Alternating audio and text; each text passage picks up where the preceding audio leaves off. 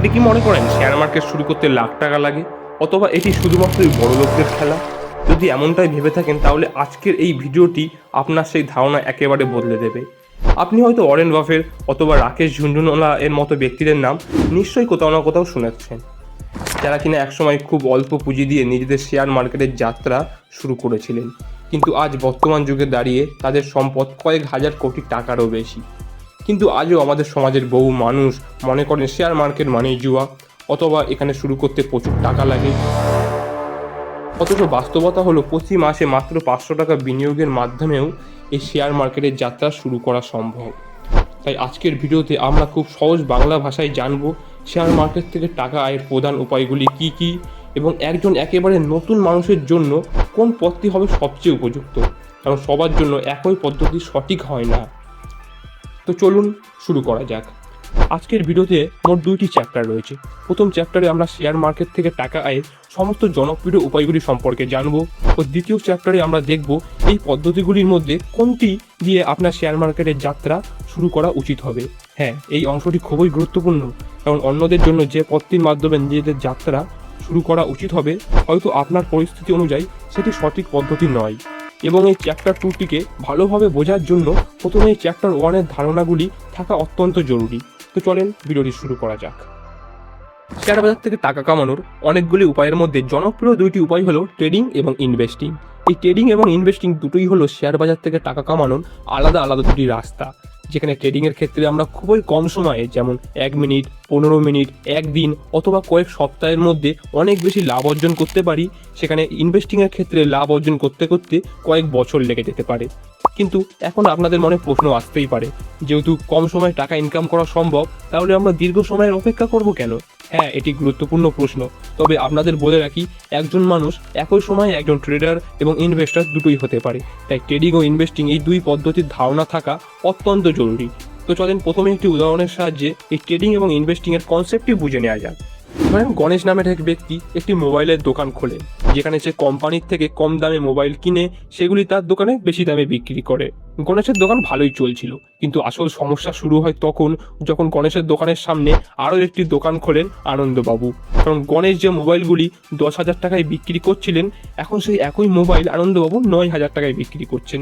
এবং যেহেতু আনন্দবাবুর দোকানে মোবাইলের দাম কম, তাই সমস্ত কাস্টমাররা আনন্দবাবুর দোকান থেকেই মোবাইল কিনছেন।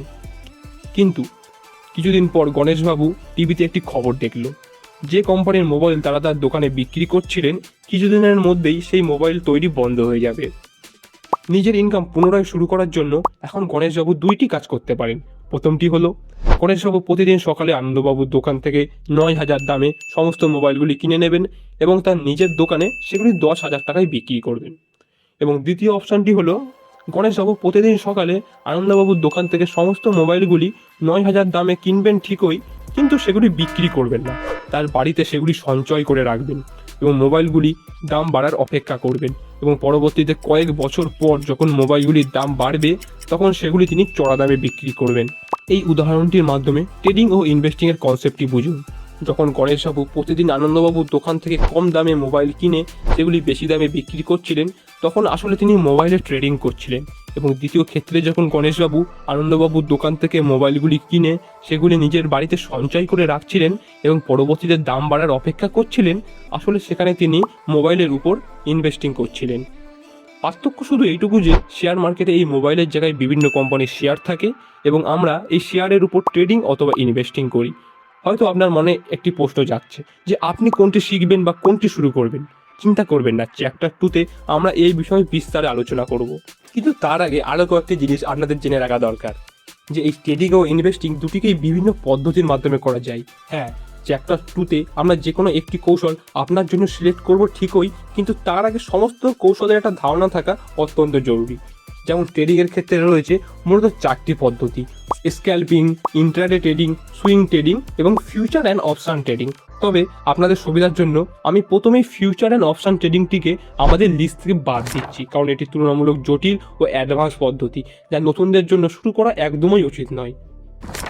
এখন বাকি 3টি পদ্ধতি সম্পর্কে জেনে নেওয়া যাক। দেখেন, প্রত্যেক পদ্ধতির মূল উদ্দেশ্য হলো শেয়ারকে কম দামে কিনে বেশি দামে বিক্রি করে লাভ অর্জন করা। কিন্তু পার্থক্য শুধু এইটুকু যে স্ক্যাল্পিংয়ের ক্ষেত্রে আমরা শেয়ারকে খুবই কম সময়ের জন্য কিনি, অর্থাৎ কোনো শেয়ারকে কেনার কয়েক সেকেন্ড অথবা কয়েক মিনিটের মধ্যে আমরা সেটিকে বিক্রি করি। এছাড়া ইন্টারডে ট্রেডিংয়ের ক্ষেত্রে আমরা শেয়ারকে একদিনের জন্য কিনি, অর্থাৎ মার্কেট খোলার সময় আমরা শেয়ার কিনি ও ওই একই দিন মার্কেট বন্ধ হওয়ার আগে আমরা শেয়ারটি বিক্রি করি। এক্ষেত্রে আমাদের বলে রাখি, এই ইন্টারডে ট্রেডিংয়ের ক্ষেত্রে আপনার শেয়ার কেনার পর শেয়ারের দাম বাড়ুক বা কমুক, ওই একই দিনে শেয়ারটি বিক্রি করা বাধ্যতামূলক। অপরদিকে সুইং ট্রেডিং হলো তুলনামূলক সহজ পদ্ধতি, কারণ এখানে শেয়ারকে বিক্রি করার কোনো নির্দিষ্ট সময়সীমা নেই। আপনি কোনো শেয়ারকে একবার কিনে কয়েকদিন অথবা কয়েক সপ্তাহ পর্যন্ত শেয়ারটির দাম বাড়ার অপেক্ষা করতে পারি ও পরবর্তীতে শেয়ারের দাম বাড়লে আমরা সেটিকে বিক্রি করতে পারি। এরকমভাবে ইনভেস্টিংকে আবার দুইটি পদ্ধতির মাধ্যমে করা যায়, ম্যানুয়াল ইনভেস্টিং এবং মিউচুয়াল ফান্ড ইনভেস্টিং। ম্যানুয়াল ইনভেস্টিংয়ের ক্ষেত্রে আমরা নিজে থেকে কোম্পানির ফান্ডামেন্টাল অ্যানালাইজ করি এবং তারপর সেই কোম্পানিতে নিজের টাকা ইনভেস্ট করি, অর্থাৎ সেই কোম্পানির শেয়ার কিনি এবং ভবিষ্যতে 5 বছর 10 বছর পর যদি কোম্পানিটি গ্রো করে তাহলে আমরা সেই কোম্পানির শেয়ারটিকে বিক্রি করে লাভ অর্জন করি। অপরদিকে মিউচুয়াল ফান্ডের দ্বারা ইনভেস্টিং, এটিও কিন্তু ম্যানুয়াল ইনভেস্টিংয়ের মতোই, কিন্তু কনসেপ্টটি একটু ভিন্ন, কারণ এক্ষেত্রে আমরা নিজে কোনো কোম্পানির ফান্ডামেন্টাল অ্যানালাইজ করি না।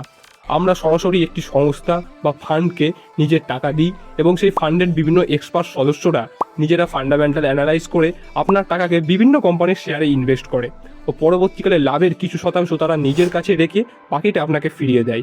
এছাড়া এই মিউচুয়াল ফান্ড ইনভেস্টিংয়ের ক্ষেত্রে আরও একটি গুরুত্বপূর্ণ পদ্ধতি হলো মিউচুয়াল ফান্ড এসআইপি। এক্ষেত্রে আমরা আমাদের সঞ্চয়ের পুরো টাকাটি একবারে বিনিয়োগের পরিবর্তে প্রতি মাসে কিছু নির্দিষ্ট পরিমাণ টাকা নিয়মিত দিতে থাকি, যেমন প্রতি মাসে 500 টাকা দিয়েও এটি শুরু করা যায়। এতক্ষণ আপনি শেয়ার বাজার থেকে টাকা কামানোর যে সমস্ত পদ্ধতিগুলি রয়েছে তাদের সম্পর্কে জানলেন।